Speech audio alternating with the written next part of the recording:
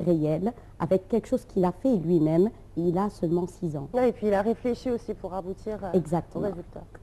Mayar, moi je voudrais juste poser une question parce que c'est vrai que tous les gens se plaignent du système éducatif égyptien. On dit, voilà, on donne des livres aux enfants, il faut qu'ils apprennent par cœur. Alors, on ne développe pas l'esprit critique, on ne développe pas l'esprit de création. Alors, aujourd'hui, avec un tel projet, pourquoi est-ce que vous n'allez pas voir le ministère de l'Éducation, par exemple, pour essayer de généraliser tout ça dans tout le pays? C'est une bonne idée. Je n'ai pas eu les liaisons pour avoir le temps d'aller pour le ministre, mais j'espère que je peux le faire, puisque notre but, c'est de diffuser cette idée à tout le monde. Soit le ministre peut le faire gratuit, il peut le faire n'importe quoi. Le problème, c'est comme on est aussi un pays très bureaucratique, je ne sais pas si jamais en allant au ministère, mais en tout cas, c'est vrai que en allant par exemple voir quelques écoles ou on peut commencer à oui, faire on a quelque maintenant, chose premièrement, on a à peu près 13 branches dans l'Égypte. Oui. 5 se trouvent à Alexandrie. Et ce qui est étranger un petit peu ou qui m'étonne, que la conscience en Alexandrie, c'est plus mieux que le Caire. Oui. Spécialement pour la connaissance scientifique. Non, c'est vrai. Oui. Tu n'imagines pas combien de parents on trouve que ça c'est plus important même que l'éducation normale. Mais ici au Caire, on apprend beaucoup du temps à faire ce conscience-là avec les parents et les gens. Et on a aussi au Caire 3 branches. On a à l'Ismaïlia, à Banha, à Tanta. Alors, on essaye de diffuser l'idée, mais c'est pas tellement suffisant jusqu'à maintenant, puisque aussi nous voulons la public comme vous, comme ça, pour diffuser cette idée et le faire plus clair aux gens. Aussi, on a essayé de faire quelques programmes avec d'autres canaux de télé. Après que les enfants ont obtenu des premières places mondiales, oui. C'était en 2006 ou 2007 aussi. Justement, quand c'est comme ça, comment ça se passe? Alors, c'est différentes nationalités. Les enfants se retrouvent. Vous voyagez pour ce genre de compétition. Ouais. Quels pays sont représentés? On allait à l'Amérique, Jordan et Turquie. Oui, donc c'est vraiment international.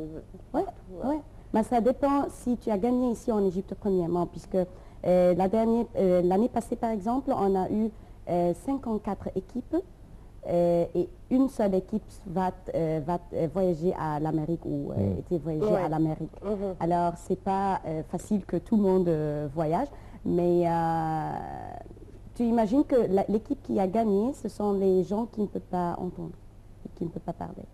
Oui. Ah d'accord, ok. C'était l'équipe Ceux qui ont déjà un handicap. Oui, ils ont beaucoup de compétences, même qui ont des autres choses qui ne peuvent pas le faire. Et ce qui est bien, voilà, c'est que c'est ouvert à tous les enfants, hein, même ceux qui ont un handicap.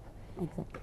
Maya, moi je voudrais vous demander, parce que justement, avec ce projet, vous êtes en contact souvent avec les enfants.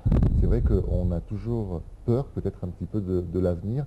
Quand vous voyez les enfants, comment ils réagissent, comment est-ce que vous voyez justement la future Égypte? Est-ce que ce sont des enfants qui ont un esprit de création, un esprit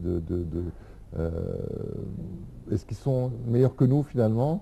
Oui, c'est vrai. C'est vrai, c'est la vérité. Ils sont meilleurs puisque on a essayé de savoir la technologie très grand quand nous sommes très grands, et apprendre les choses quand tu es grand, c'est plus difficile que les enfants. Et c'est pour cela notre institution n'a pas pensé par exemple à améliorer les compétences des adolescents ou les compétences des gens qui ont terminé leur université, puisqu'il y en a beaucoup d'institutions qui peuvent faire ça aussi.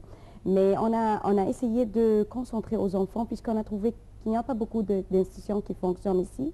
Et en même temps, c'est plus important de donner à ces enfants de la chance. Oui.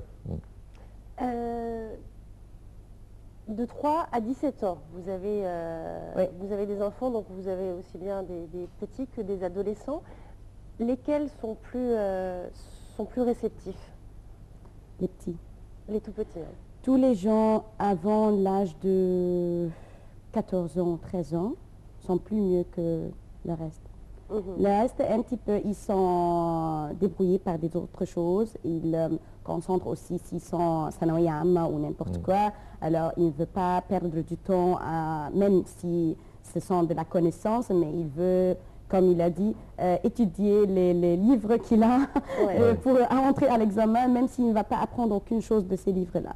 Oui, on a besoin pour passer. Donc, exactement. Alors, on a un problème dans le système éducatif. C'est pour cela qu'on a essayé dans quelques écoles d'entrer ce curriculum dans même le jour scolaire normal. Alors, les enfants ont le temps pour avoir la chance d'améliorer leurs compétences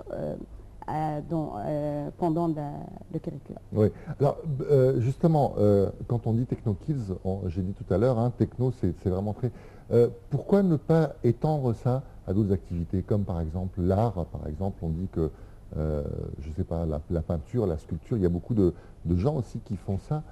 Comme c'est vrai que moi je trouve par exemple que ce qui manque un petit peu aux enfants, c'est une sorte de culture aussi, culture générale. La lecture, ils lisent pas beaucoup, ils n'écoutent pas beaucoup de musique, ils n'écoutent pas, enfin, de la musique, je veux dire de la musique. Pourquoi ne pas étendre ça un petit peu autre chose? Est-ce que la technologie finalement, c'est parce que c'est juste l'avenir ou bien est-ce que... D'accord.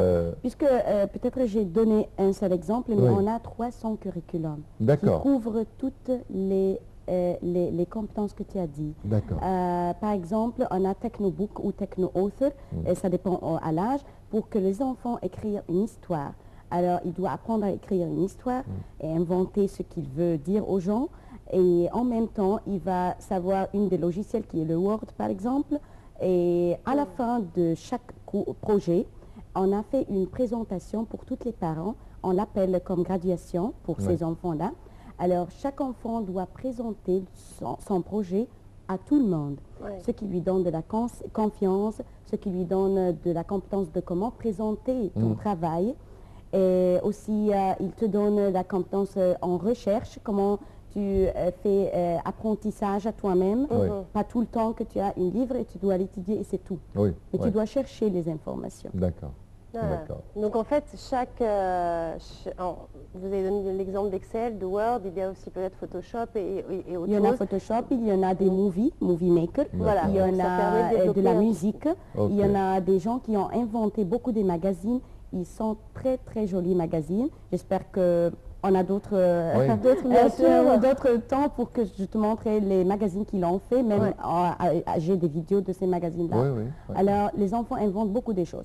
Ce qui est très célèbre aussi dans Techno Kids et Techno Future, on a donné deux noms. Techno Kids pour les enfants, les petits, les moins de 10 ans. Et le Techno Future, c'est le même curriculum, mais puisque les enfants, après 10 ans, ils n'aiment pas que tu l'amènes à une place qui s'appelle Techno Kids. Alors, on a nommé Techno Future. Ça veut dire le futur de ces enfants. Ce qui est très, très célèbre, c'est le... Il nous reste 2 secondes. Ah, d'accord. Robotics. Les robotics compétitions, ce sont des robots qu'on doit le faire programme et on entre les compétitions par ces robots-là. Ça, c'est très célèbre chez nous. Très bien. Merci, Maya. Désolée de vous avoir coupé, mais c'est vrai qu'on est en train de dire qu'on a dépassé le temps. Maya Hamed, professeur de développement, c'est ça? Ce qui est humain, en tout cas, merci beaucoup. Bon courage pour la suite donc, de ce projet. Merci. Voilà, c'est une bonne chose pour les enfants. Merci. Bonne journée. Merci. Voilà, mesdames et messieurs, c'est ainsi donc que nous arrivons à la fin de cette édition de Bonjour l'Égypte. Merci de l'avoir suivi. On se retrouve demain avec une autre équipe. Salut.